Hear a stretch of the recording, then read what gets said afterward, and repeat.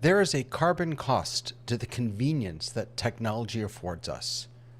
Could we possibly go without all that convenience for the sake of our Earth, our planet?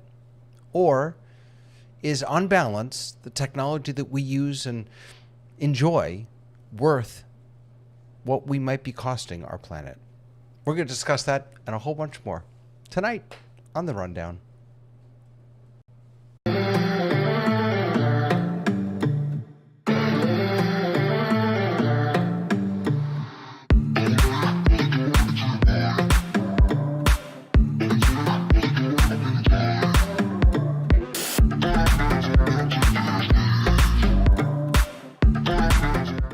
Hello, good afternoon, good morning, good evening, everyone. Good to see you. My name is David, and I'm here with some amazing folks. Let's make the rounds and say hi. How you doing, Tamara? I am good. How are you? Good. No tsunamis by you? No tsunamis. I'm a little bit inland, so it wasn't as big of an urgency for me. I did have an earthquake today. That was exciting. Wow. I have a friend in Hawaii who had his bags packed just in case. Thank God. Thank God people are okay.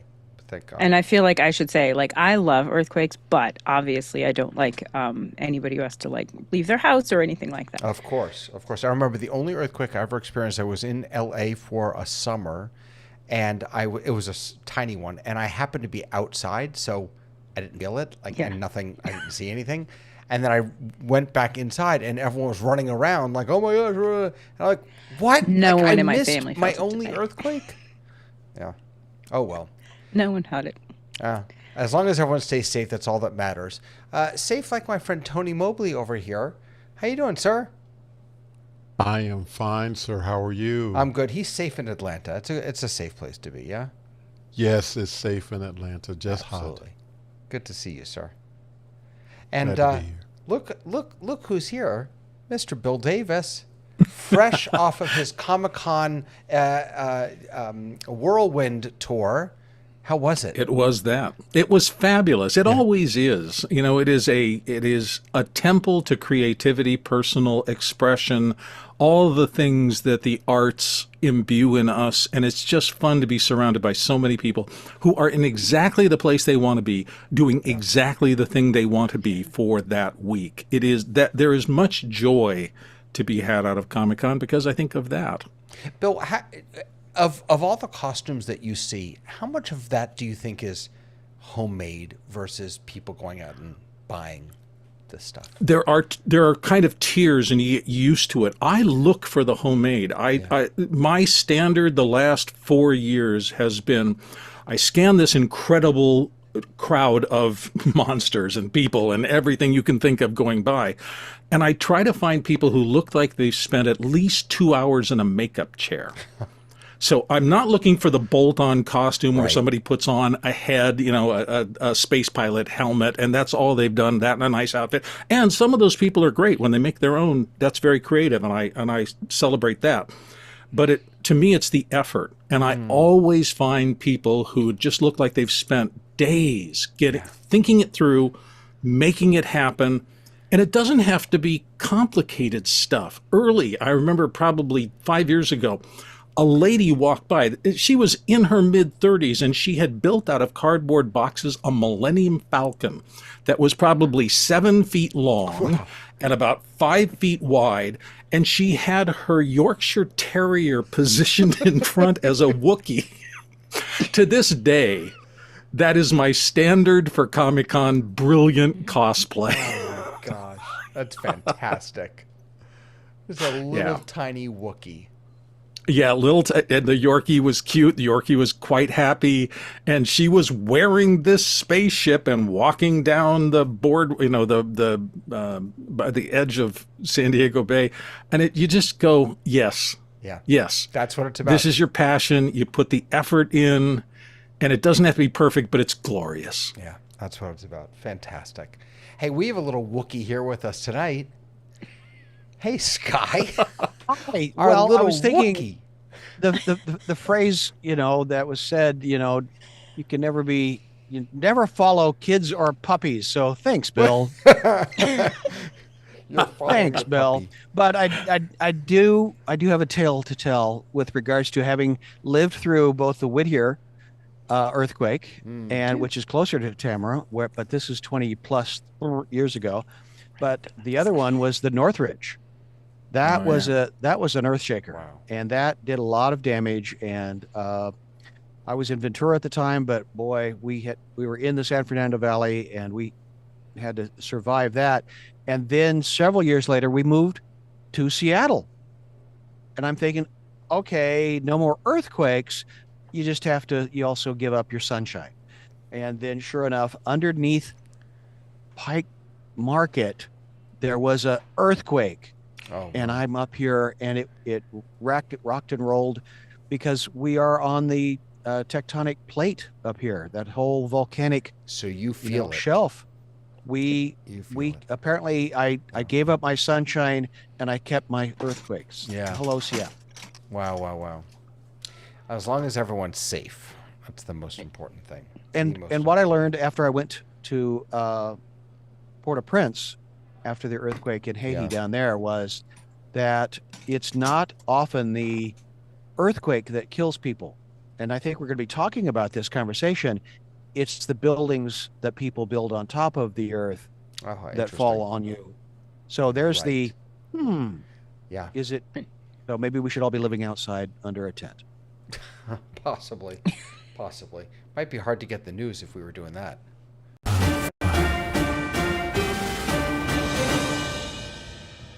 Outside living in a tent with no access to these technological tools that give us all this information. Here's something. It kind of came out of nowhere. I missed the announcement, and then I saw it in my chat. ChatGPT has rolled out what is it called? Study mode. Learn and study and learn, they call it. So let me bring you in here. So we are in ChatGPT, and I'm going to, no, I don't want to add files. Let's refresh this because it's not giving me my options. Where are my options? Oh, really? I just had this. It's not, Chat is not loading properly today, and it's not giving me the little pull down here. Well, that's okay. I'll show you what Chat it has been doing that. Yeah. Like, I don't it's know weird. why. It'll In be any there case, and then not. So here it is, right? So basically, you put in a question, and in the past, so here's the question that they put in, and in the past, it just gives you the answer. When you turn it on study and learn mode, it doesn't give you the answer. Now, I don't know if this is what this is, but this is what Conmingo from Khan Academy is. I mean, this is the whole idea behind Conmingo, is that it doesn't give you the answer. It guides you through how to figure out the answer yourself and how to actually learn. It's interesting to see it here because the way Conmingo was born is that Sam Altman came, or I think it was Sam, but someone from OpenAI came to Sal Khan and said, "Hey, we think that ChatGPT could, or OpenAI, the work that we're doing could be really helpful for Khan Academy," and then they started to build Khanmingo. And now to see it, and it's out. I mean, it's available. You can use it now over at Khan Academy. But to see it now, at least in whatever iteration this is, baked into ChatGPT, that to me is incredibly powerful. I think it's really, really interesting. Have any of you played with it? I've played with it a little bit. I think rolling it out right before school starts, very smart. I think that it is utilizing the similar technology that they used with Khan Academy, and it's another way to keep people inside your system, which I think is amazing. You're right. I'm interested to see who ends up adopting it and using it. K to 12 is notoriously so slow in adopting new technology, that they use a lot of technology in the classroom today that is old technology. So it'll be interesting to see how they do it. But I do think that college students and grad students will be more likely to kind of gravitate towards it on their own, because they have to really understand the content and want a quicker way of accessing that content. So I think it'll be interesting to see like who uses it, but I think it's super smart that they integrated it into one-stop shopping. I agree, and I also think that, to your point about who's going to be using it, for I think most students, most learners who are just trying to get the work done. Right. If they don't click this, they get the work done a lot faster. They don't learn as much. And that's one of the comments that it makes, is the study mode is designed to be engaging and interactive to help students learn something, not just finish something. But what schools are going to need, and maybe it's already built in, is a way to turn everything else off, and to limit which models or which versions of this people can use. Go ahead, Tony. Oh, you're muted, Tony. I was just going to say that looking at this, that I see a potential divide from this. And my divide is that I could see where public schools will not embrace this, but private schools will. Yep. Charter schools will. STEM academies will. And so, again, as Tamara said, the traditional schools probably will be left behind and not really sort of embrace this. But I think that this is exciting. I think this is very cool. So based on, given what you just said, Tony, Laura says that her university has actually gone back to making students write papers in ink on notebook paper and turn them in that way because they're so afraid of AI. God, will that just grow a generation of copyists who it's on their laptop as a result of AI, and they're just going to copy it into text? I mean, that's such a defeatist attitude. Like, it's here, guys. Like, what? I mean, you don't have to like it. I appreciate that. You could be scared of it, but you can't just pretend it doesn't exist. That's just crazy. If you have a culture of learning, like you have a culture of things where the process of getting new information and acquiring actual learning, if that is the goal of your school, then things like this will not be scary. You know what? If the goal of your school is to do well on a test and to get the answer, then you need to get the answer. You're so right about that. And that's what the difference is. It's not the technology has to change. It's the attitude and the philosophy of the teaching that has to adjust. Right. Other than coffee beans and software, Seattle also produces airplanes. And I got to hang out with some engineers last week, and they talked about the old guy, the one with the ponytail and the Birkenstocks. And he used to walk into the group and say, if you design it that way, you're going to kill people. And they would re-engineer something. And the story continued that, unfortunately, that guy retired. And now people aren't recognizing that the CAD drawing doesn't work with the actual physical materials, and it's just throwing everybody off. So this particular engineer works for a subset of the airplane manufacturing industry here in the Pacific Northwest, and they said their president in a big, C-level meeting took his phone out and in 5 minutes said, "Here, we've been talking about this issue for 20 minutes, and here's the solution in 3." And that's from the top down. And if we're learning anything about our education system, it was because it was to support a factory. It was taking people out of the fields and bringing them into big towns to produce the thing. So that to me said, well, if industry is going to adopt it, the unions and the official people will be a little quicker to see if that tool is going to be Hasn't helpful. there always been a bias, though, in terms of reproducibility at the corporate level? I mean, they want a product that can be manufactured and tossed off an assembly line over and over because they're not making 1 or 10 or 1,000. They want to sell 500,000 of these things or 10 million of these things. And I'm reminded of a circumstance I went through. I was building out the hay barn that I bought years ago on a property into my recording studio.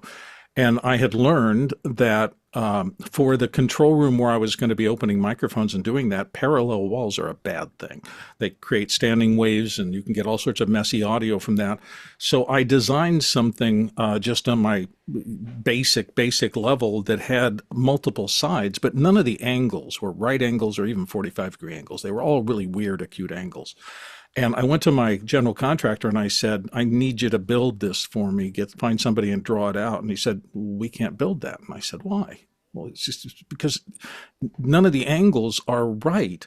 We work in the world of framing squares and we work in the world of 2x4s that are rectangular and everything is designed for efficiency of construction and all of the studs come this way and they all cut that way. What are you going to do? And I eventually had a friend of mine, he said, I know a guy who probably can do that for you. And I said, who? He said, well, Bob. Bob lives up in the mountains in Payson, but he's been a construction guy for like 75 years. And let's call Bob. And we got Bob down. And sure enough, Bob showed up in my studio and said, yeah, hang on. He got himself an envelope and he started making calculations on the back of the envelope. And he built me my design. And it worked beautifully, but nothing was standard. And to me, that is the challenge here. If you want stuff, creative videos, anything that is like the other ones out there, you want efficiency and you want to stay within the parameters that have been set for those things. If you want creativity, if you want to do something that is honestly different and has a potential for being unique, you need to get away from the framing square and you need to do something different. And that to me is the challenge of this next era, because these kids are coming up with these tools that are fabulous, but also constraining. And we just need to, we have to figure out how to work within this. And I think I couldn't agree with you more. And I love, well, as you were speaking, Bill, I was analogizing the square corner with education and how in the box it is, how it has been in the past, right? Which again, for the industrial age, it worked beautifully, maybe. Yeah. But that now we need to think far more creatively about that. So here I was wrong before. They've changed the interface a little. Before there was a plus if you wanted to add files, and then there was something else. I forget what it said there. Can't remember, but there was something else there which allowed you to choose what you were going to do. So you can either just do / and then I'll do study and learn. So this is what you get. And now I have a little math problem here. I'm terrible at math. Rectangular swimming pool is 25 meters long, 10 meters wide. See, I'm already lost because I don't know meters. The pool has a uniform depth of 2 meters, except for a rectangular section in the center that is 15 meters long and 6 meters wide, where the depth increases to 3.5 meters. Basically, how long will it take in hours, minutes to completely fill the pool? We're doing this in study. And so, all right, let's tackle this step by step. We need to figure out the total volume of water in the pool, then divide that volume by the inflow rate. We're not going to go through this whole thing, but look at this. I mean, this is beautiful. Break the pool into 2 parts, tells me how to do it. And then it says, hey, do you see why we need to add the extra depth for just the middle section? And then if I say, yeah, that makes sense. Let's see what, perfect, you've got it. All right, so now let's do that calculation. Can you work out what that equals? Where's my, oh, there it is, sorry. Need a little help. And of course, let's multiply it step by step. It's still giving, I wish it weren't giving me the answer off there, but that's okay. So as you are the laboratory rat in this experiment, David, Yeah. I just remembered my wife saying, I just need it to work. I'm in a room of 30 kids and if she were to use this software and they moved the button, she already can't find the buttons because they changed it or the update or something. And let me finish because the punchline is yesterday I'm listening to Mid Journey, the engineers, they do a weekly office hours experience that on Discord, and I hang out with them just listening. They said, oh yeah, we have stopped doing launches. They now do a end of the week. They tell you what they've done because they are changing something every day. Right. The interface, the UI, the UX. And it's like, oh yeah, I've lived my whole life with software when engineers hide something or break something and forget to tell you. So it's like, I pity the teachers. Yeah. I mean, in fairness, this is actually a much better interface, what they did here. If you just know to use / you can pretty much do anything you want. But yeah, you're right. They kind of changed that, and I didn't. Well, and it might be that they have days that they're dropping things, which is like Facebook used to do all of their updates on Tuesday. So things would look different every single Tuesday. There'd be slightly a different change. And once you kind of knew that, then you weren't as shocked by it. Right. So I just typed in, oh, see, this is interesting. Look at this. So I typed in, just give me the answer. That math problem from before, and it said sure thing. But it didn't give me the whole answer. It just gave me the answer to this one piece. Let's see if I tell it, just give me the answer to the question. Whoops. So I can move on. Let's see what it says there. It will take 21 hours and 10 minutes to completely fill the pool. Look at that. It just gave me the answer. That's interesting. But here's the thing. This is where, as educators, we have to be different, right? Yeah. We have to now not just say, we can say, listen, a calculator can give you the answer. But if you aren't, as a math teacher, teaching the kids how to use their calculator the first time they get it and understand all of the different functions that it does, then you're not doing your job. So the job is to say, we know that we can just ask it the answer and it can give us the answer. What we want to teach you is the skills to ask more and to go deeper. Oh, absolutely. So you have an assignment that says, what I'm looking for is how deep you can get into asking it so many questions, not the answer, right? You have an assignment that really drills down how to go deeper and how to think more, and that's vital for kids to know, and we have to be doing that. We have to have those We do have lessons. to be doing that. We're not. I mean, I have a know. 17-year-old in school, and she just wants to get it done. Right. And so she will be the one to write to this tool, just give me the answer to the question so I can move on. And because she knows that she's never going to need to know how long it will take to fill a pool because she's going to pay someone to be able to figure that out. Right. So, I mean, that's... so I'm a little disappointed that it gave me the answer. I don't think in Conmingo it will. I think in Conmingo it makes you work for it. I don't think that... So that's different here. It's a very interesting new tool that they put out. We did finally get agent mode, which I used once. I don't think I gave it a good prompt because it didn't really do anything for me. And I honestly haven't had a reason to use it since then. So I gave it a prompt that I have given regular ChatGPT, and regular ChatGPT was doing it, and it timed out before it actually did anything. Oh, really? It literally didn't do anything. Interesting. Oh, well. So check it out. Go to ChatGPT, chatgpt.com, and then either type /study or click on that plus button and you'll get it. All right, what's next? Oh, how many of you David, are super intelligent? Wait, Tony, did I miss you? I just wanted to know, is the agent activated for everyone? It is rolling out for Plus users. I don't believe it's available for free users yet. And I don't know if it's available for all Plus users, but I got it last week. It seems to come and go. Oh, really? Like I had it and then I tried it and it timed out and then it wasn't there.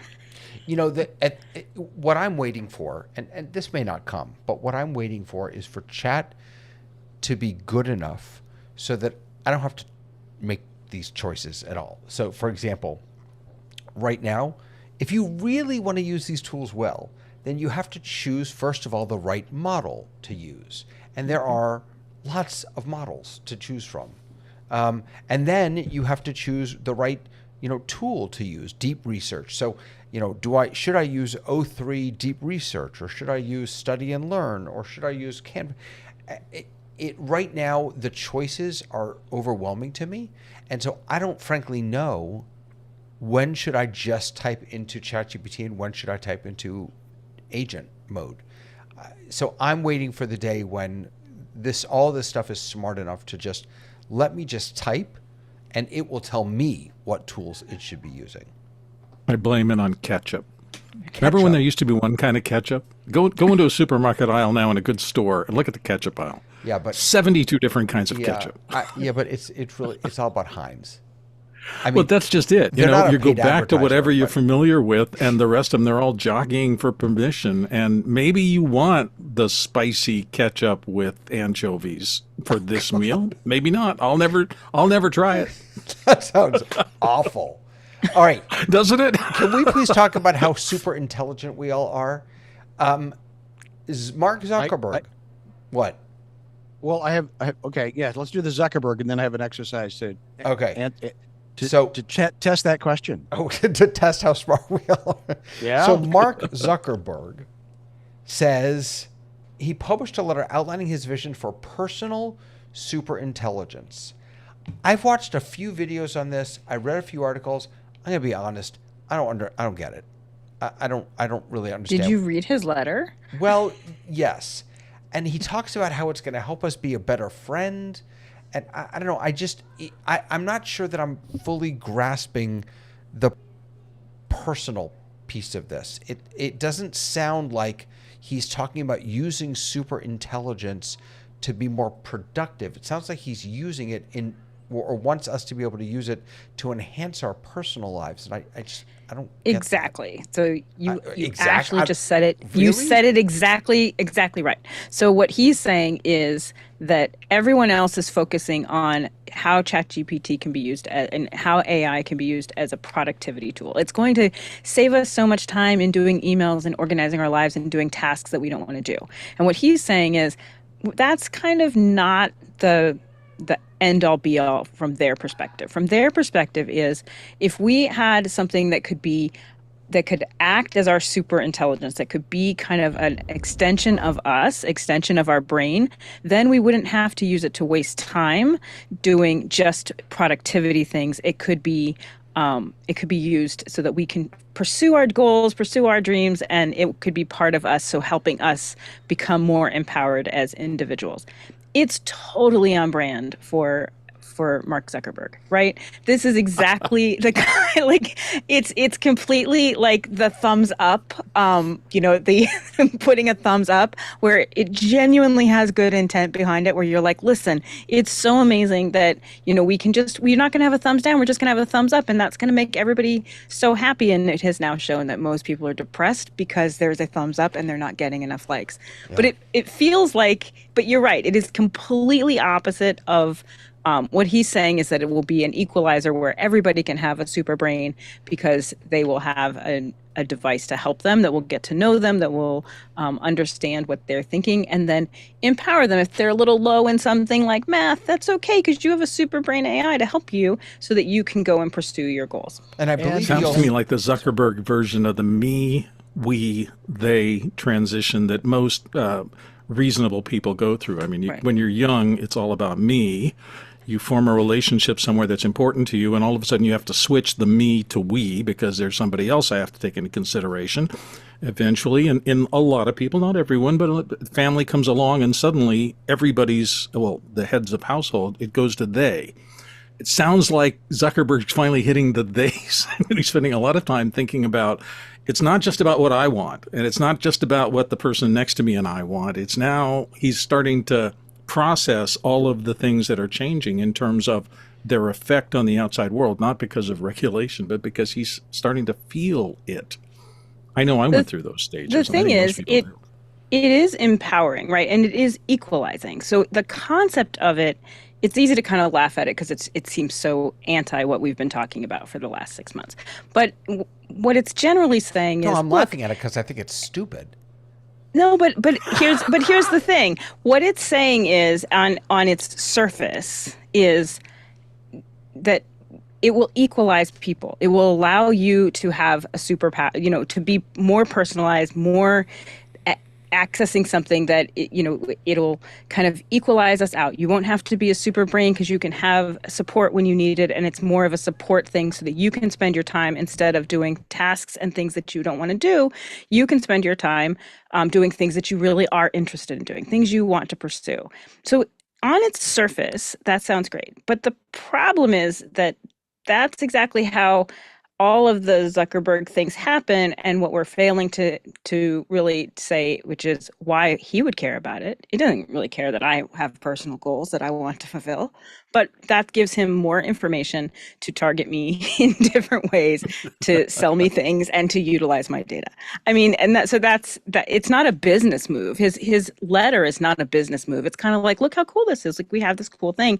And I think technology, if you talk to engineers who are in the depths of trying to kind of figure things out, the intent of a lot of technology that goes awry or that is really helpful and useful is generally good intent. Like, the people who are programming it are like, wouldn't it be cool if we could do this? And if you've ever been in a situation where you're working with engineers and you do it yourself, you're like, it'd be so cool if my app could do this. And here you're able to do that. So in theory, it sounds great, but given the track record, it just doesn't feel like it's going to be as ideological as that letter was.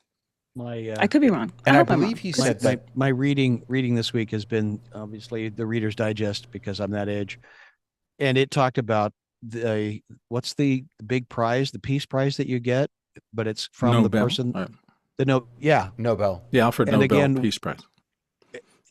and they made their money because he invented Dynamite. Okay, well, there you go. Good intentions. Good intentions. Little guilt there. So, and that's where I'm looking at the article, and it says company has shelled out billions of dollars hiring top AI researchers, engineers in the recent weeks, and Wall Street will listen for what. I love Wall Street getting there. Yeah, we're the authority. We're going to listen in and tell you, interpret what's really happening. But it's like, I'm thinking, well, is this a good use of resources, or is it better to put people on Mars? Playing the Camera other side of that, right. though, Go ahead. There's something really interesting that we've been spending. Every other company has been looking at one thing, and they've said, what is the one thing we're not looking at? So I have to, like, whether or not I think it's a good idea or not a good idea, I always think it's a good idea when people are thinking in different ways of using things. We're humans. Spawns that creativity. There's something about that I think is worthy, even though I'm dubious about some of it. I think I always love when we get other conversations, because that's going to lead to the next conversation. And that is the thrust of that letter. The thrust of that letter is technology and change happens. And we've seen, he goes back 200 years and, says, look, we are shifting and we are here. And these are the things right now we're focusing on the very immediate, and he's looking past that immediate. So that is going to spawn conversation and creativity across the entire industry, I think. Or he's just trolling for psychographics, which is the advertising possibly. study of who's David, who I think out it's there. time. I think it's time for the exercise. Can I do the exercise? Do the exercise. Okay, this is what is this? Tell me what this is. Can you see the image? Is it showing up on the screen? No, It you looks like a didn't big tell stain me in the you were middle of a doing this. concrete Hold on a patio. second. Wait. I have to get a Wait. scene ready. I don't know if I have this. Oh my gosh. Oh no, I'm so sorry. No, It you didn't Water show up? shadow stain. I just have Oh, to I get see. it. You're seeing it in Zoom, but I No, didn't. no. Hold on. I'm gonna get it for you. Just bear with me. Okay. Uh, Well, again, I will. Dog. There you go. Okay. One at a time. Tamara, what do you see? Either water shadow stain and a dog. Okay, Bill, what do you see? Well, it could be a badly conformed chess piece, maybe a pawn. I can think of about 20 things that it vaguely reminds me of. Tony, But it looks like a water stain on a concrete porch, and we need to get on that because it's ugly. Tony, if you and I were sitting out in the field, we're looking up at the clouds and we go, what's that look like? What's that look like? That's the exercise, the game that we're playing here. What does this Rorschach test, imagine? Oh wait, it looks like a bird too. You have a vision, Tony? I'm just gonna say I guess it looks like a dog. Okay, David, do you have a image? Yeah, the first thing I saw was a dog also. Okay, this is the deck that I'm sitting on right now.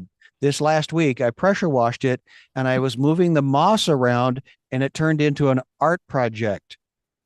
I gave this image to Facebook. 20 friends showed up with all kinds of examples like what you just said. And Yeah, it was a big fan. relational building opportunity. It was wonderful. People that I haven't heard from around the world where it's a dog. And they started mimicking and miming these things. I gave it to ChatGPT and it said, it's a pressure washed deck that has problems. You need to fix it. This is why it will never fix. Well, Vic says it's either ChatGPT a will never poodle or a replace lab. human. So It's a what?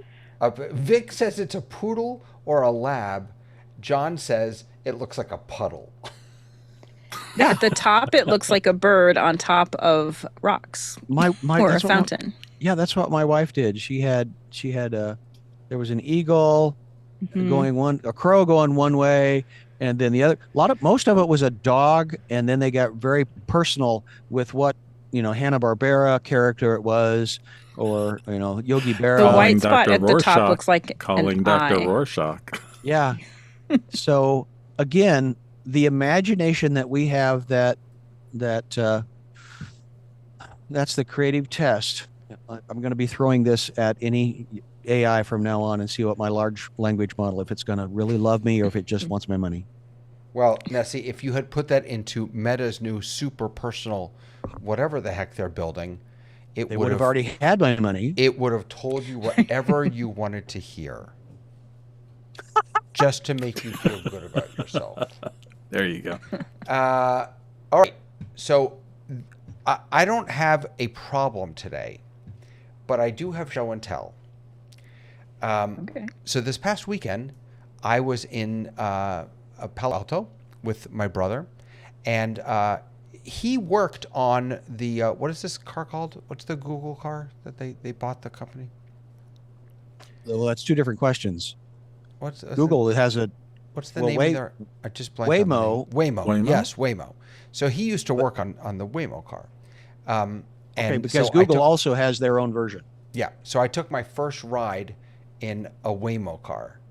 And here's what I'll tell you. Seeing it pull up and drive away was weirder than watching it drive me.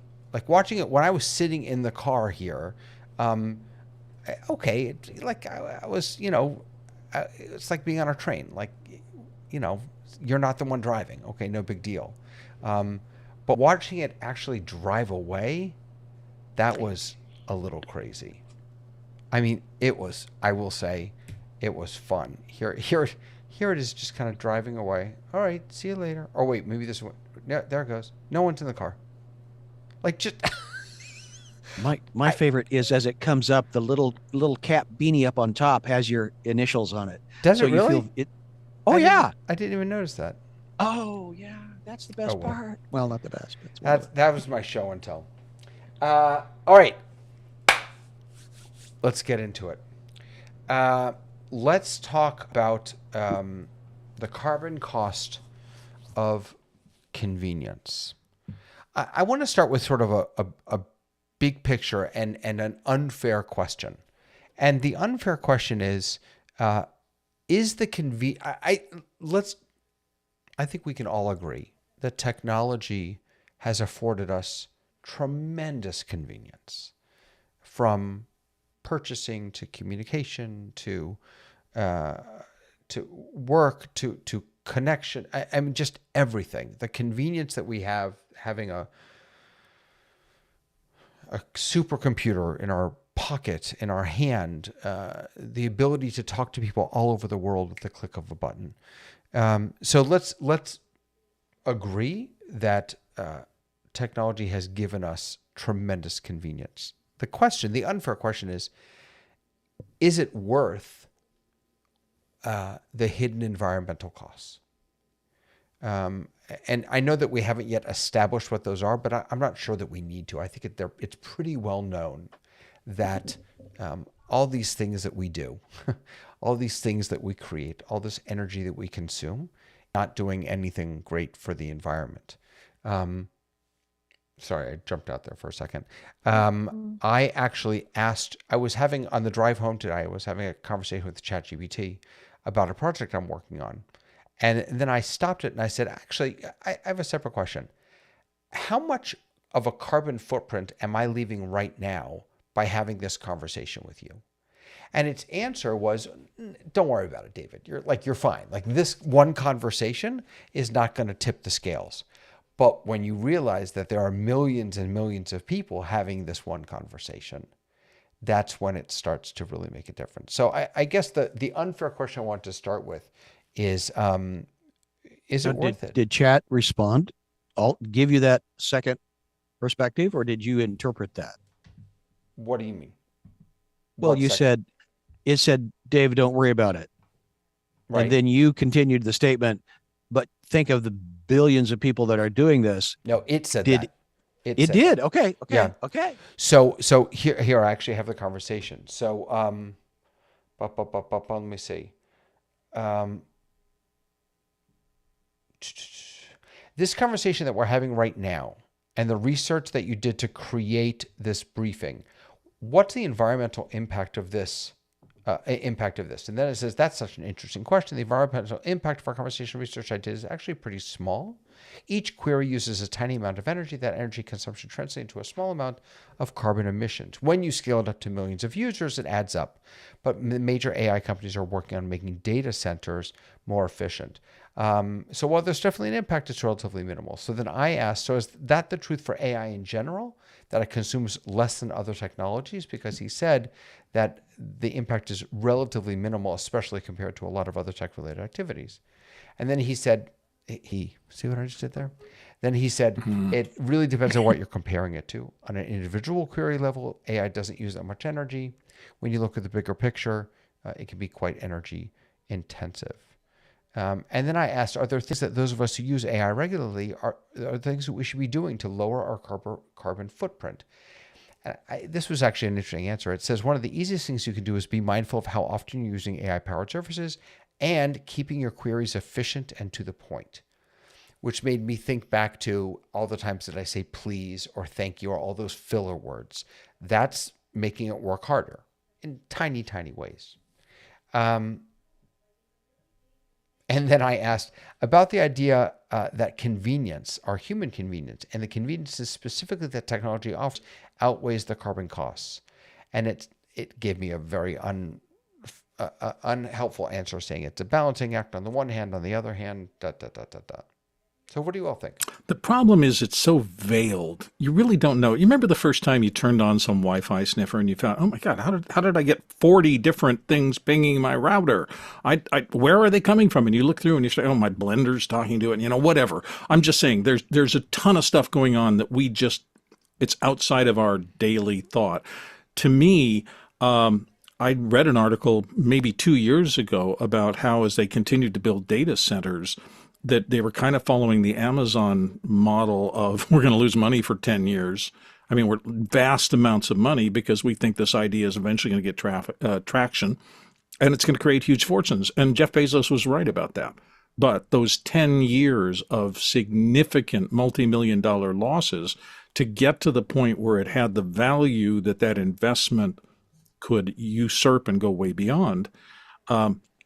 The data center thing worries me in that same way. I mean, I've heard statistics that, 3 to 5 years, and there's not going to be enough power at the exponential rate of people wanting to get data back out of these intelligent agents, if I can put that in big scare quotes. Well, in scary concepts, let's take a look at your analogy, Bill. Amazon, what did it replace? Sears, Target. What did it replace? You going to the mall, to the shopping center? What did it replace? I mean, we as a consumer had to be trained. So now that a human as a species has been trained in a new way of consuming and acquiring, uh, will this AI concept go even faster because now we are more malleable, maybe, I as a can't be the only species. person though with a net negative Amazon purchase. I mean, I buy something for $2, and for some reason, because I've got a good account and they like me, they'll get it here by 4 o'clock in the afternoon. And you're Yeah. going, you can't pay a person. You can't source that thing from offshore and get it to me for $2 without losing value. You just can't do it. I know you can't do it, Well, but and they'll do it. milk, milk is always at the back, and it's a lost leader because it at the back of the grocery store because you have to go past all of the other stuff that is the easy grab and the things on the end caps. That's where the profit margin is in the crackers and the snacks. Yeah, they for sure make money off of me There you go. going, offer that $2 thing because the truth of the matter is, even if you want to go to stores, it's a lot of driving around because many stores that used to have the things that you needed simply don't. And so they're not in stock and they're not available. So that time commitment, when you can get something the same day, and I don't know, Bill, in California, it's amazing. When I'm on the Yeah. East Coast, it's not as quick, but I can order it by 10 a.m. and it'll be here at 2. Like that's crazy. Yeah, there's another thing that's interesting. I read a story just the other day. A woman on the news was talking about the fact. I guess she's psychologically adjacent. She's saying that she's seeing a lot of difficulty with the young people these days because they don't find much reason to interact with other people.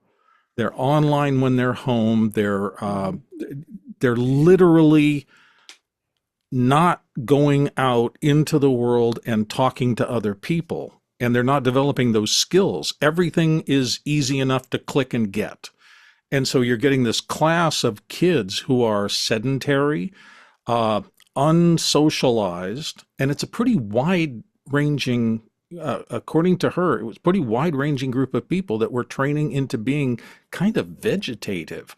They're playing their game and they're calling Amazon to get something and they're calling DoorDash to get their food in, and they kind of bunkerize themselves as young people in whatever they've managed to sustain, whether it's from their parents' money or whatever, maybe some online activity, but they're just not going out. It was an interesting sociological concern that she was raising, and she's really concerned about it. But you I think just it came is from Comic concerning, and I Con. don't think it's just kids. Like I know for me, the Amen. the COVID drastically changed my life at 110%. Many, many ways for the good. Many, I don't want to go back. I actually don't want to go back into an office. I really like working from home. I like being close to my family. I like all this. But I've also realized that there has been large day swaths of time where I did not have to leave my house. And I was interacting with people and I felt like I was being very social. It's definitely hurt my health. Now I have to really plan my day so that I am going for walks, that a good portion of my morning is going and doing my journal. And I leave my house to do my journal in a public space so that I can be interacting with people. It has to be a conscious effort. So I think that that's more than just kids. I think kids are being growing up into this. But a lot of the kids that I know too, they're not as interested in digital spaces. They're like, you know what? Don't put me online, and I'm not that interested. They're out. Some kids are out way more than I think we think they are. So I think it definitely has shifted how we interact as a species, there's a big difference. And some of it, again, for the good. I love it. And I love that I don't have to go out. And when I do go out, I have a very short list of people who I will see in person, which is a drastic difference to what you used to do, which is just meet everybody for coffee or breakfast or dinner. That was the thrust of being in the entertainment industry. You had a breakfast, lunch, and dinner with people you didn't care about. I have breakfast, lunch, and dinner with people I do care about. The John is mentioning in the chat that technically we pay $150 a year for shipping from Amazon, and the cost is the distance from your neighbor to your doorstep. Side note: fridges are in back and sides for food safety, not racketeering. Okay, but then Victor also added to you, Bill. The supply and delivery chain is already in place. You're getting same day delivery is just making those chains more cost effective and efficient. Could be. I did a bunch of videos. It was really interesting about supply chain for PetSmart. When I spent probably 10 years doing things for them, and it was interesting watching the system develop. And the system of getting things into a store is highly complex, highly computerized, and multifaceted, because we talked a lot about hard goods and soft goods and livestock, because they have fish and things like that they sell in the stores. And the main DCs, the fill DCs for high turn things like dog food that just constantly gets churned. And then specific things like bringing in lizards, which are feeders for some reptiles and things. I mean, it's just really fascinating. One of the things that was really most fascinating was an efficient assortment study they did that took months. And it went over talking about how many different kinds of products are going to be on the shelves. And they were very scientific about this. For example, in fish tanks, we're going to need something for someone who wants a small one, a medium, and a large one. And within those subcategories, we want to get down to 3: a premium choice, a middle-of-the-road choice, and an economy choice. And trying to figure out how to do this efficient assortment so that every inch of shelf space maximize the amount of profit was a very scientific undertaking for them. And it's why you don't go in and see any more of these, the old kind of Ace Hardware store where there was just thousands of bins of little things and you could go get 2 of something and things like that. Now you're going to, if anything, buy a blister pack of 5. And I'm confused as to why they did that, because there's never been a project for me that I needed 5 toggle bolts on. 2, yes, 4, yes, maybe 8, never 5. It used to drive me crazy. But it's just that whole thing. It drives me nuts. And Amazon's the way in making delivery more efficient, 1-day, 2-day delivery, they're using AI to figure out or to imagine what people are going to order, and then to make sure that those things are strategically placed around the country. Well, and they target you, right? So I love the Amazon ads that target me. They are 110% right. I do need that thing that I didn't know I needed, right? And then that gets me there. And if I buy the thing, it's already there in stock. It's available same day. But I find that I end up going online and looking what can get to me same day. Yeah. Right. So if you can get the same thing same day versus overnight or 2 days, you're going to pick the same day thing. Absolutely. So that ability to search in that way is driving you to the stock that they have available.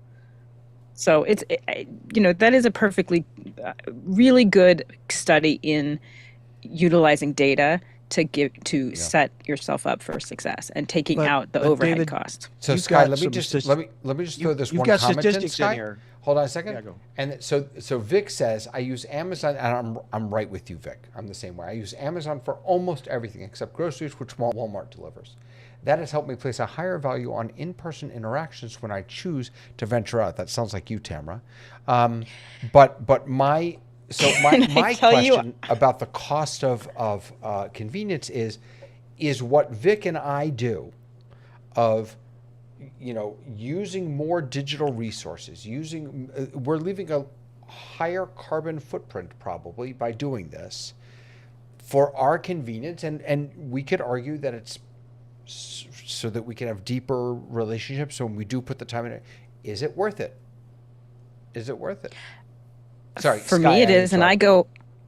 Oh, No, you started down the path of in our briefing, you've got some facts and figures here, and I don't feel the I feel like if you could read the ones that you would like to talk about, there are some physical realities that cows do not come from aisle 7. They do originally start in a field somewhere, and then butchering happens, and then. So this cost of a thing are some of these things in this document I had not thought about, and I would like you to share them if you'd be willing. Well, I mean, which ones jumped out at you? You know, things like 5.3 billion phones are discarded in 1 year. yeah, Many are still functional. yeah. That one kind of smacked me in the head. So making a smartphone, 83% of the carbon emissions come from the manufacturing, not the daily charging. 62 million tons of e-waste in 2022, of which only 22% is recycled. 5.3 billion phones were discarded in 1 year. Short lifespans, planned obsolescence. Here, you know, part of the challenge here, I was thinking about this when we were talking about Amazon and shipping, is that by Amazon making their shipping more efficient, they are helping to reduce the carbon footprint. That's absolutely true.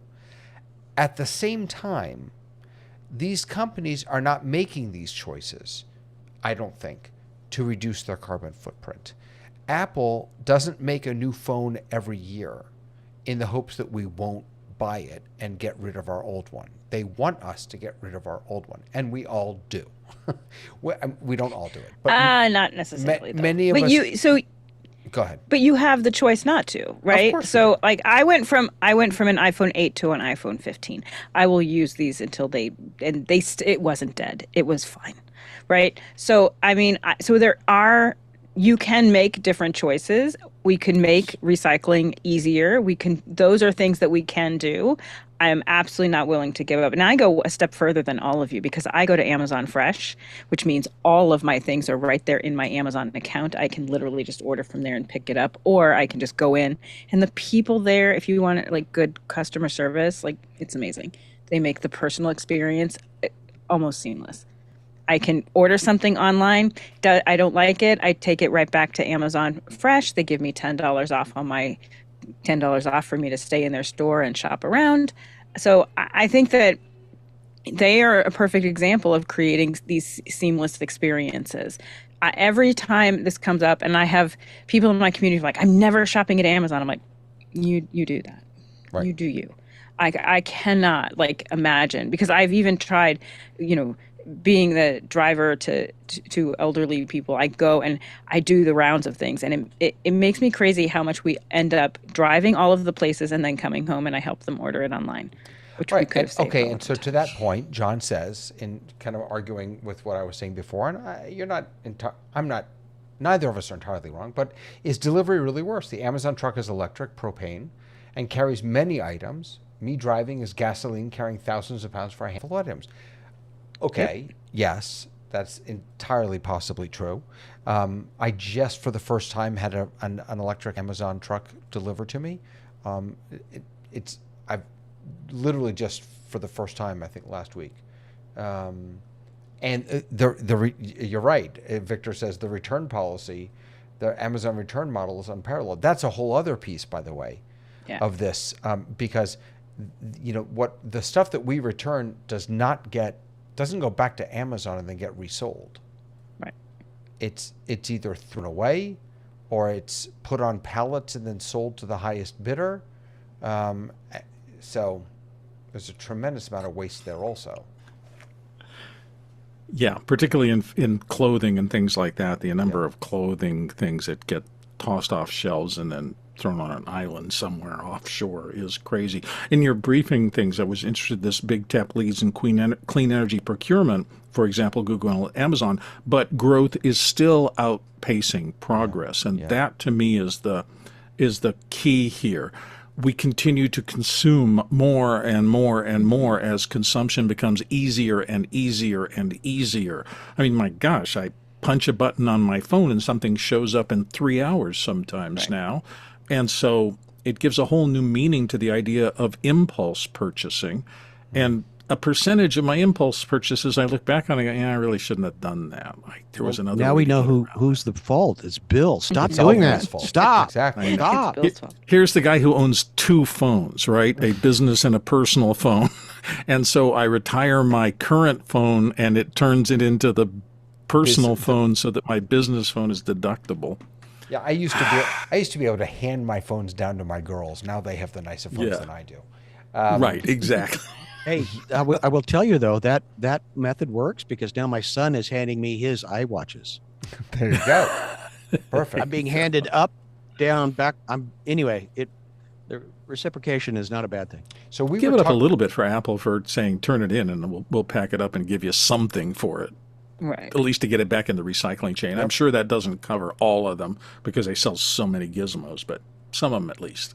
So I want to jump back real quick to what John said before. Online shopping, if it's done right, if delivery is consolidated, can absolutely reduce the amount of carbon that we're putting into the atmosphere. Unfortunately, there are trade-offs. This is the theme of tonight's little discussion, is that it's all about the trade-offs, right? So yes, if you're packaging stuff, if you're delivering stuff in a consolidated manner through Amazon or any of these other places, you can save a significant amount of CO2. On the other side, if you do, as Tamara and I do, express shipping, or you want it that day, or if you are returning things, and all the packaging. Let's not forget all the packaging that goes into ordering. I mean, Thank you. The number of boxes, the number of packing stuff, and this is not to say that Amazon is doing a terrible job of packing. I mean, I guess you could make that argument sometimes, but everything that they send, I did for our school. I ordered about $9,000 of furniture and goods and things like that on Amazon. It must have come in at least 100 different packages, and it didn't have to. I mean, a lot of it was crayons and colored pencils, and they could have packed all that together, but for whatever reason, it didn't, and there was a tremendous amount of waste. So I saved it on the delivery because it was much of it was consolidated. The trade-off was in the packaging. But it David, depends. So they have gone through considerable lengths to continue to lessen the packaging. What it was 5 years ago is not what it is now. It's already better packaging. And then the next step is you. What did you do with it all? Did you recycle it? Did you use it again? So that's part of it, is that we're equally responsible for you're absolutely right. for the waste. Yeah, Tony, go for it. I just wanted to say that, David, in your case, it may be that it was not all coming from the same place. That might be a factor as well. Oh yeah, I'm sure it wasn't. Why you had so many boxes. Yeah. You're absolutely right. I'm sure it wasn't all coming from the same place. And sometimes packaging is circumstantial. I just bought a little sit-stand desk. My wife has gotten a laptop from her new work and to go with her. One's a Mac and one's a PC. So she needed to be able to raise and lower a desk. So I got this thing. And I'm thinking, why is every part in here in a poly bag, then buttressed with cardboard and something? And then I realized, it probably came from offshore on shipping, and they want to make it as moisture-proof as possible so the darn thing doesn't rust. So you end up with 40 or 60% of the packaging being recyclable, but then this other styrofoam and plastic pile of gunk that is there to preserve the quality of the stuff, but is almost impossible to recycle. So, and that's the shining the light on the conversation, Dave, that you are saying it is complicated, but that we're discussing it. And yes, I have an electric car. We've had it for 10 years. My friend who works in the petroleum industry just hates me for it because he says, you're offsetting your energy someplace else, don't you? You're not really saving the planet by driving a fully electric car because that energy had to be created someplace else and then plugged into your vehicle. So there's that argument there? Are we doing wind power? Are we doing solar power? Are we doing other things that could not use fossil fuels?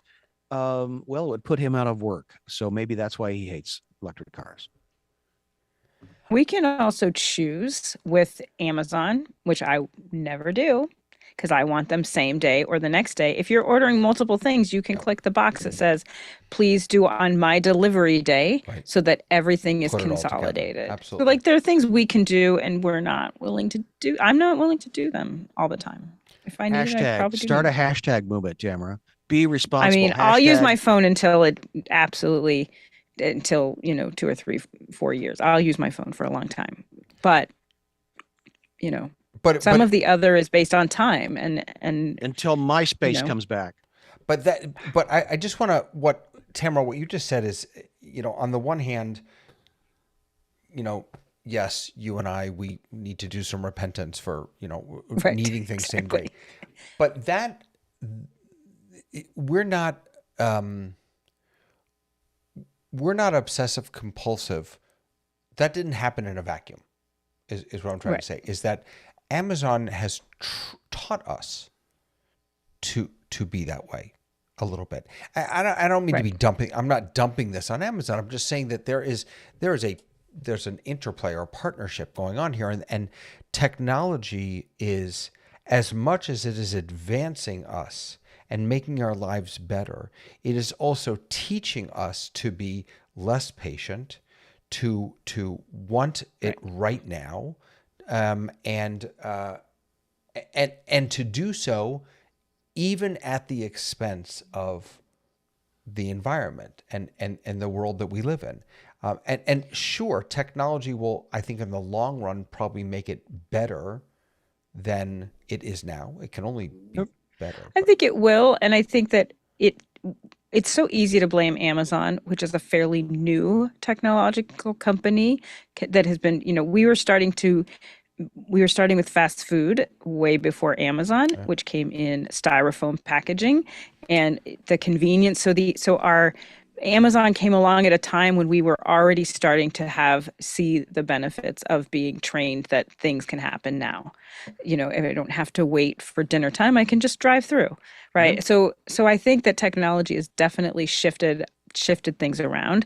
I think you're right. I mean, I think it is very complicated. The other side of that is that I get to spend more time with my family if all I have to do is do this shopping that has to be done anyways can be done very quickly. Now I can do something else, right? So our lives are very different now. And Amazon was definitely a player in that. Amazon didn't just shift us getting things quickly. It literally shifted the entire way that we shop. We no longer go to a big box store and ask an expert any of our questions where their vested interest is in selling us something. Now, if I want to know something, whether I'm going to buy it on Amazon or not, I can go to the reviews and I can look and see people who've really bought it, what they think. So they shifted more than just our packaging. They've shifted literally how we shop. Yeah, absolutely. And everything about shopping is different. David, It's also talk good to about understand the repentance. concept of Bill, friction. let me I think. interrupt for 1 second, Bill. I'm sorry. I'm Go so for it. sorry. Scott, No. go ahead, and then Bill, I'm going to come back to you, and Vic has a comment for you. I'll pull up Bill. David talked about Great. you talked about repentance. I remember the day once upon a time when,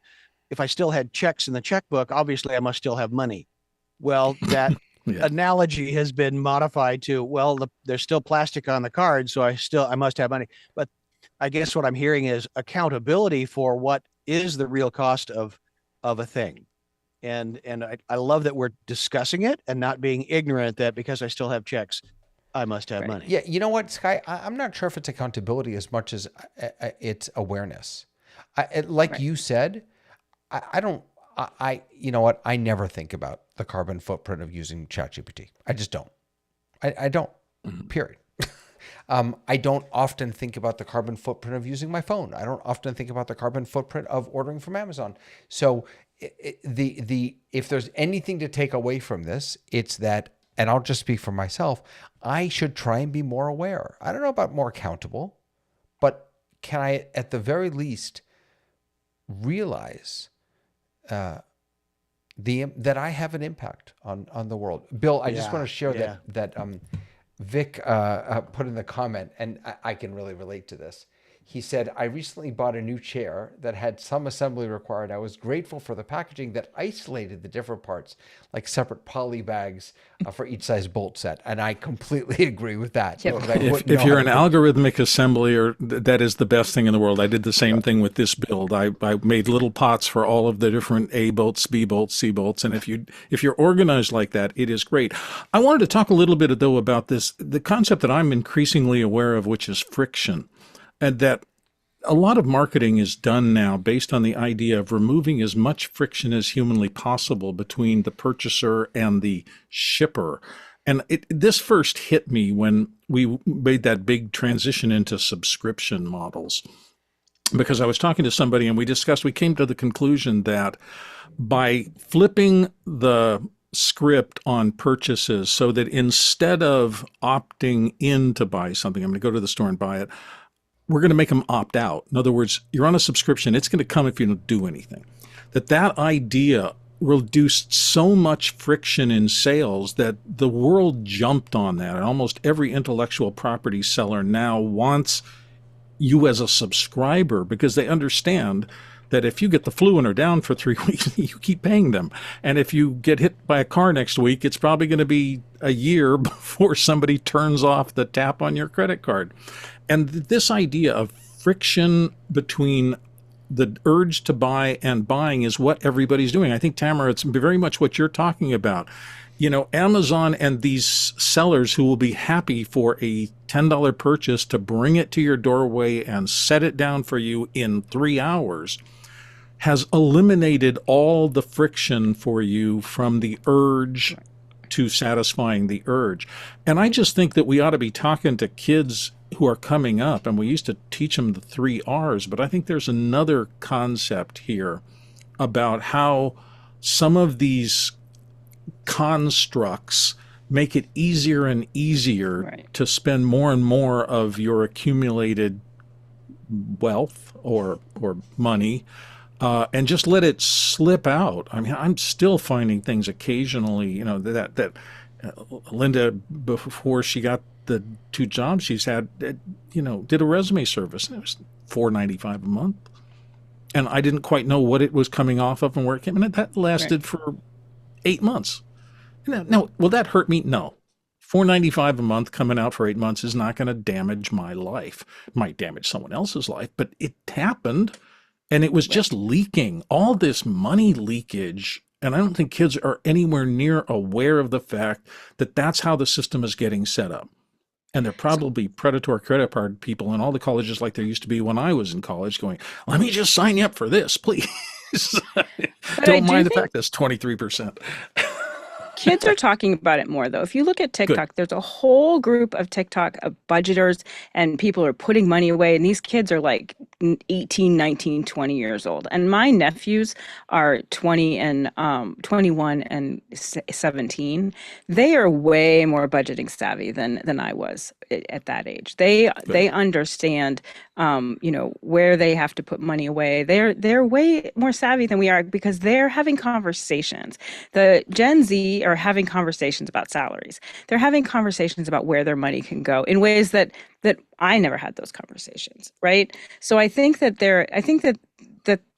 you know, there's a lot to say about what doesn't work with generations, but there are things that generation is a lot more savvy about than I think we give them credit for, and they're a lot less likely to buy and spend. But I do think in general, we have to really spend more time teaching to wait, teaching to, you know, that it doesn't have to be instant. So there are things that I buy instantly. Chances are there are things I probably really do need at that moment. The things that are bigger purchases that, like being, you know, with our office hours friends, and all of you are very expensive friends and you get me to buy lots of things. And I've been on a no buy, no spend, but I will have a list of like, okay, these are the things that I want or that I think that I'm going to need.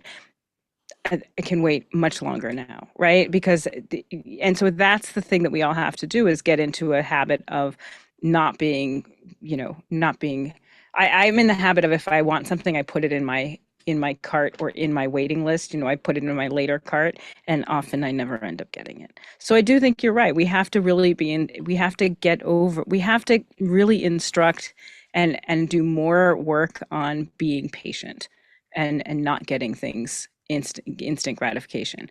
The fact that I can get things instantly delivered the same day, that I might have to hop into the car and go run around town to see which of the stores has it, that absolutely 100% I'm not going to stop doing that, because I lose so much time parking and driving. And I will tell you, everyone came out of COVID, post-COVID, feral on the streets. They are not like, I do not know. Driving, I grew up with, my dad was a mechanic. I love driving. I've driven across the country. I hate it. I hate going to the store. I hate being in my car. Crazy things are happening out there. I am safer at home with my Amazon I'm telling you, account. Tamara, You've got the Waymo. wrong car. 100%. Waymo. I'm just saying. 100% I'm safer at home. John says that he this week asked ChatGPT to write a policy, saved an hour of his time. It would have cost a lot more to pay him to write that, or to delegate it to an employee. So did he save or spend carbon? You saved money. You saved time. I think time in spent this carbon. economy is so valuable. Like saving time, Yes, but that's worth a lot. Yes, and I think Yeah, I that think we it's now an live and. in an age where every ounce of time and energy and convenience that we save comes at the expense of our world. And I'm not saying that we should, give it up. I'm just saying that, again, we have to know that. Go ahead, Sky. Well, I think as a conscious human, and this is my, I guess my inner Lois is coming out, that a hole that needs to be dug can be dug in a hurry by a bulldozer and a backhoe. But if you're in a part of the world that the humans with a shovel need to be paid, and they could make a living out of 10 of them, and it may take longer, but at least you're providing something for 10 humans. Now, this story comes from Haiti because I watched it happen. This story came from the Philippines where I watched it happen.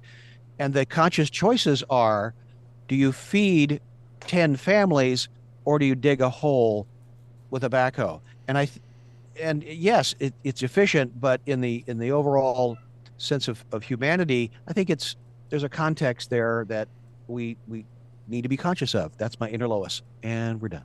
Yeah, and Joe Cali is writing in here. There was a comment made earlier about how does this play out with the rich countries being the ones who are using all this carbon and expending all this energy at the expense of the lesser wealthy countries. And Joe Cali is asking the question about robots. When robots come along and they're doing all of this, and they're the ones working in the Amazon factories. They already are. They already are, but when they take over for good, then the amount of energy that's being spent is perhaps, I don't know. The other story at the Boeing engineers told me, the machinist that retired, they said, well, Friday Howard's gone, and so give him a big celebration. Monday, all of a sudden, Howard starts getting all these phone calls from the manufacturing line. They said, we can't, the guys on the production line can't get the part to fit in the thing. He says, well, I left a Post-it note because on the part there's a flange that you have to trim off. I've been telling engineering about this for decades, but nobody would listen to me or do anything. So we just trim that little flange off and put the part in, and it works. So you just need to read the Post-it notes. Last time I was here, I think I talked about the difference that Michael Cioni articulated about the difference between utility AI and generative AI, something that, makes your job and life easier. Nobody wants to be doing the math and things like that for simple things that a calculator can help you with. The idea, the generative part, trying to get close to replacing creativity and things like that is a little more problematic. But now that I'm in a community of people who are doing a lot of artistic work, voiceover work, drawing, all the rest of these things. It seems to me that there's a lot of chat about the idea that people are getting lazier about learning the fundamentals, and they're not going through this process of learning to draw before they try to make the grand painting. And I do have a growing worry that the friction being taken out of instant results by all these generative and large language model tools might end up making it harder to find people who remember what it was like to face a blank piece of paper and do something that is really spectacular. And I hope I'm wrong about this. I'm hoping that the new generation of artists, some of whom I'm working with on these books and other things that are very excited by it, that they manage to make that leap between technology and human feeling in a way that gives us something new. I'm just not completely sure yet that it's going to be this next generation, because I do think we're going to get less people for a while, just like we had less people who were employed when the steam engines came through, or when the slide rules got replaced with the calculators. Yeah, we haven't even entered the period of transition. We are. You may well be right, David. Absolutely. Tony, do you want to jump in and give us a last thought? I saw the hand come up to the chin. You were about to do one of these, I thought, maybe. Yes, I've heard everything that everybody said, and it's so valuable. I still think all of this goes back to the ethics, and by that I mean the technology is going to take care of itself. The robots are going to do the work. The AI is going to give us what we need in terms of knowledge and growth. But the character or ethics that we need as a society will continue to suffer unless we become intentional about that kind of thing. We are in a me society, and that is where we are. So those people who are worried about their job, they need to take a me moment and figure out what they can transition to. My suggestion would be something that you like and something that you care about. Create prompts. Each person has the ability to create a prompt that will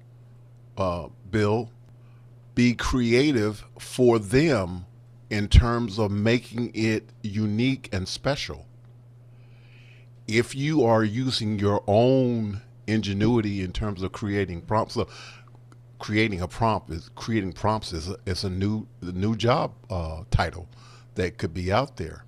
I just think that we can continue to embrace the technology. Yes, there's going to be problems. Yes, there's going to be learning curves. There's going to be growing pains. There's going to be all of these things that are happening. But there is an opportunity for wherever you are in life to jump on this bandwagon, embrace this technology in a way in which it can be enriched. Because the bottom line is, are you a contributor? Are you a producer? Can you use these new technologies to move your life forward? I don't know if most people are thinking that way, but AI is not going anywhere. And the automation of machines serving us in restaurants is already underway. So that is not going backwards. So you gotta think about, what can I do to future-proof or encourage my children so that they can be future proof in terms of the world in which they are going to continue to move in. Yeah. And Tony brings us back to the Zuckerberg ideology of utilizing it to do something you care about. I'll just say no generative AI has made me laugh and smile as much as that did. Wait. Hold on, I have to pull you up. There is The the young lady I talked dog. about. That's The awesome. Millennium Falcon, handmade dog. with Wookiee. I love it. I love it. That made me smile for days after I saw her. Yeah, that's a great place to end. Thank you all. So I'm so grateful to all of you for sharing some of your carbon footprint with the rest of us, and hopefully the value that we bring in these discussions offsets some of the energy that we're using from YouTube to host it and post it and things like that. We are here every Thursday night, and we're glad that you're here with us. Joe Cali, Laura is here. I saw Victor. Who else is here? John Snyder is here. Lois was Snyder, watching cool. before. Good to see everybody. Really, really grateful that you're all able to be here. Friends, thank you. Have a lovely weekend. Stay safe, and we'll see you next time on The Rundown.